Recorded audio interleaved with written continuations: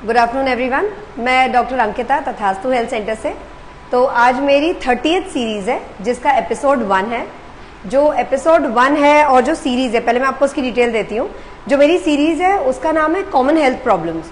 तो ये आप नाम से ही समझ गए होंगे मैं किस बारे में बात कर रही हूँ। जो सबसे कॉमनेस्ट डिजीजेज हम अपने घर में देखते हैं, हमारी फैमिली में देखते हैं, अपने फ्रेंड सर्कल में देखते हैं या पेरेंट्स के साइड देखते हैं, हम उसके बारे में बात करेंगे।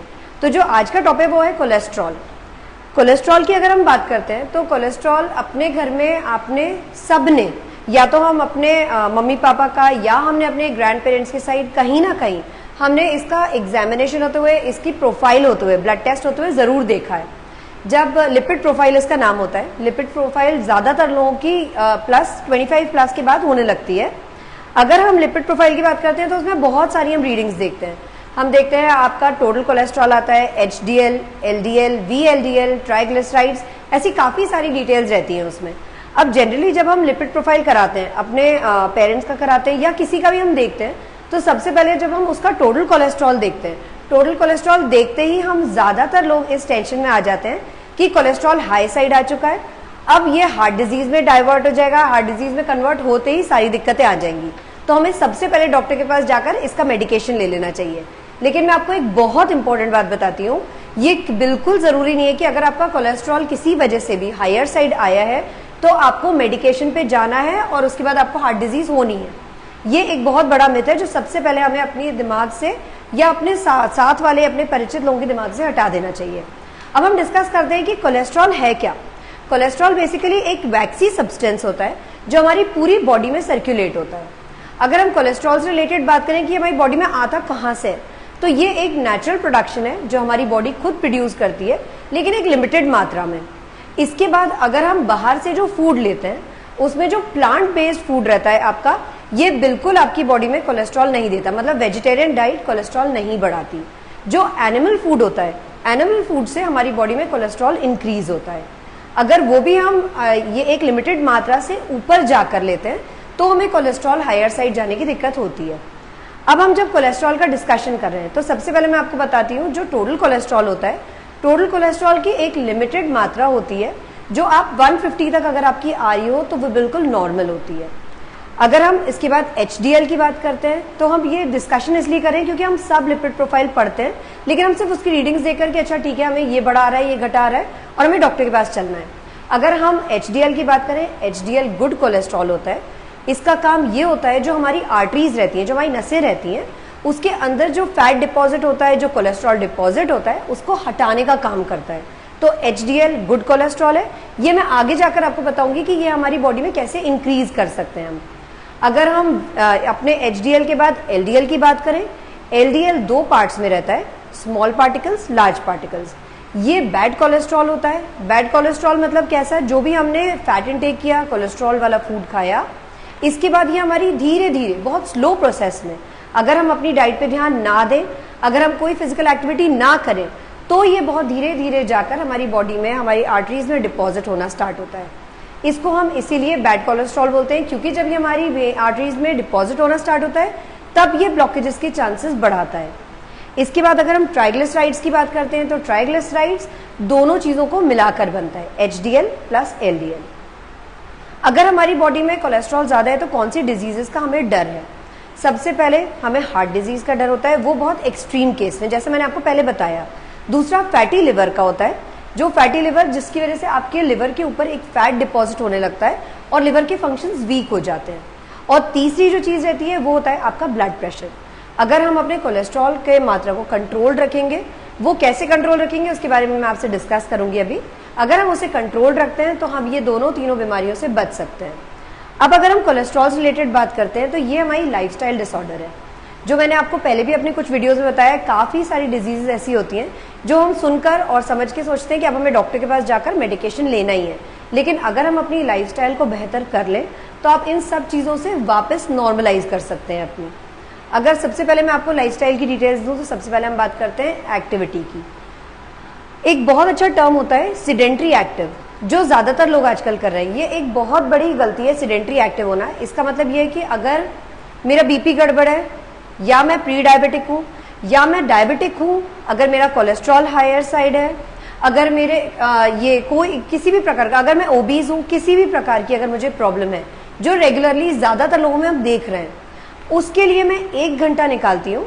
जिस 1 घंटे में मैं एक्सरसाइज कर लेती हूँ, उस 1 घंटे में मैं योगा भी कर लेती हूँ, उस 1 घंटे में मैं एरोबिक एनारोबिक हर प्रकार के वर्कआउट करती हूँ।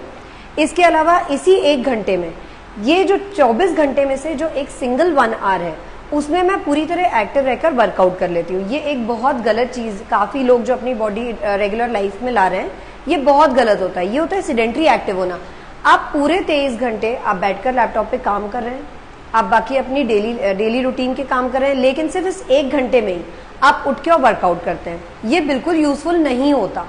आपको रेगुलरली अपनी बॉडी ये लाइफस्टाइल में, अपने रेगुलर रूटीन में एक्टिव होना ज़रूरी है। आप वर्कआउट के लिए एक प्रॉपर टाइम निकालें, 1 घंटा, 45 मिनट्स, 20 मिनट्स, जितने आप निकाल सकते हैं। बाकी अपनी डेली रूटीन में उठिए, वॉक करिए, एक्टिव रहिए। अगर आप लैपटॉप पे काम करते हैं तो 45 मिनट्स टू 50 मिनट्स के बाद 2 to 3 मिनट्स का राउंड लीजिए। अगर आप ऑफिस में भी काम कर रहे हैं तो लिफ्ट का यूज़ ज़्यादा करें, लिफ्ट का यूज़ ना करते हुए स्टेयर्स का यूज़ ज़्यादा करें। अपने डेस्क से दूसरे की डेस्क पे कोई भी चीज़ भेजने के लिए किसी और की हेल्प ना लेते हुए खुद उठ के जाएं। ये छोटे छोटे टिप्स होते हैं जो हम अपनी डेली एक्टिविटी को इंक्रीज कर सकते हैं। अगर हम दूसरी चीज़ कोलेस्ट्रॉल कंट्रोल करने के लिए देखें तो वो होता है हमारा डाइट। डाइट में हम बहुत सारे प्रकार की आजकल डाइट सुनते हैं जो जिसमें फैट गायब होता है, जिसमें आप 12 to 12 आवर खाते हो, 12 आवर बिना खाए रहते हो। ऐसी कोई डाइट की ज़रूरत नहीं है आपको कोलेस्ट्रॉल कंट्रोल करने के लिए।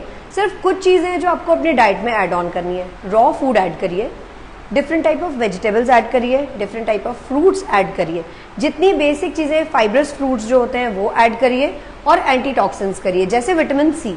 बहुत कॉमन चीज़ें हैं जो हमारे घर में मिल सकती हैं। हमारे घर में फ्रूट आता है लेकिन हम बहुत बार आते हैं, ठीक है जाने दो, 1 किलो एप्पल आता है उसमें से ½ kg खराब हो जाता है, ½ kg बच्चों को खिला देते हैं। ऐसी बहुत सारी चीज़ें सबके घर कॉमनली देखी जाती हैं, लेकिन ये सारी चीज़ें अगर हम भी खाना स्टार्ट कर दें तो हम मेडिकेशन से बहुत दूर रह सकते हैं। अगर तीसरा हम इसका थर्ड इम्पॉर्टेंट पॉइंट सुने, वो होता है स्लीप। ब्लू लाइट, इसके बारे में पहले भी मैं अपने कुछ वीडियोस में आपसे डिस्कस कर चुकी हूँ। काफ़ी सारे लोगों ने उसके बदले मुझे आंसर दिया था कि इस चीज़ को बदलने से उनका स्लीप जो डिसऑर्डर था वो वापस से ठीक हुआ है। ब्लू लाइट बहुत इंपॉर्टेंट फैक्टर है। ब्लू लाइट जब हम रात में सोते हैं तो हमें ½ एन आवर पहले अपने मोबाइल को साइड में रख देना चाहिए। काफ़ी मुश्किल चीज़ होती है ये, क्योंकि वही एक टाइम होता है ज़्यादातर लोगों के पास जिसमें वो मोबाइल देखते हैं, या फेसबुक करते हैं, या इंस्टाग्राम करते हैं, या नेटफ्लिक्स देखते हैं। लेकिन ये एक इंपॉर्टेंट चीज़ है, अगर आप पहले से ही उसको हटाकर रख दें तो आपकी स्लीप डिसऑर्डर की दिक्कत हट सकती है। और चौथी और इम्पॉर्टेंट चीज़ है स्ट्रेस, जिसको मैनेज करना सबके लिए बहुत डिफिकल्ट होता है, क्योंकि बहुत प्रकार के स्ट्रेस हमारे आसपास हैं। काम का stress, financial stress, family stress. लेकिन जिस दिन हम ये चीज़ समझ जाएं कि जो भी हमारी लाइफ में हो रहा है वो सबके अच्छे के लिए हो रहा है, वो मेरे भी अच्छे के लिए हो रहा है, और जिस दिन हम ये समझ जाएं कि हम सबको अपने हिसाब से नहीं चला सकते, हम सबको अपने हिसाब से वर्क नहीं करा सकते, हर जन हमारे हिसाब से नहीं चल सकता, उस दिन हम काफ़ी सारा स्ट्रेस, 50% स्ट्रेस अपनी लाइफ का हटा सकते हैं। तो कोलेस्ट्रॉल की सबसे इंपॉर्टेंट चीज़ें मैंने आपको बता दी हैं, जिसमें कोलेस्ट्रॉल क्या होता है आज हमने वो डिस्कस कर लिया। तो मुझे लगता है काफ़ी सारे लोगों को इससे मदद होगी इस वीडियो से कि कोलेस्ट्रॉल बेसिकली है क्या। हर लिपिड प्रोफाइल के ऊपर टोटल कोलेस्ट्रॉल देखते ही तुरंत डॉक्टर के पास जाने की ज़रूरत नहीं है। जो चीज़ें मैंने आपको चेंज करने बताई हैं, अगर इनको थोड़ा भी आप इनहेरिट कर लें अपनी डेली रूटीन में तो काफ़ी सारी हेल्प हो सकती है। डाइटरी हैबिट्स जो मैंने आपको बताई है बहुत ईजी है। घर पे आए हुए फ्रूट्स खाइए, घर पे आए हुए वेजिटेबल्स खाइए, एंटीटॉक्सिन्स जो प्रोडक्ट्स रहते हैं, आपके विटामिन सी रहता है, ये सब चीज़ें खाइए तो ऑटोमेटिकली कोलेस्ट्रॉल कंट्रोल हो जाएगा। जो तीसरा इंपॉर्टेंट पॉइंट मैंने आपको बताया सिडेंट्री एक्टिव, इस टर्म को याद रखिए। 24 घंटे में से 1 घंटे वर्कआउट करना, बाकी टाइम बैठना, ये आपका कोलेस्ट्रॉल कंट्रोल नहीं कर सकता। आपको रूटीन लाइफ में अपने डेली दिनों में आपको एक्टिव रहना है। जितनी जगह आप मूव कर सके मूव करिए, स्टेयर्स का यूज़ करिए, अपनी जगह से हिल के दूसरी जगह जाइए, लोगों से मिलने के लिए भी वॉक करिए, तो आप इस चीज़ से ओवरकम हो सकते हैं। होपफुली ये जो कोलेस्ट्रॉल का टॉपिक था ये आपके लिए यूज़फुल होगा।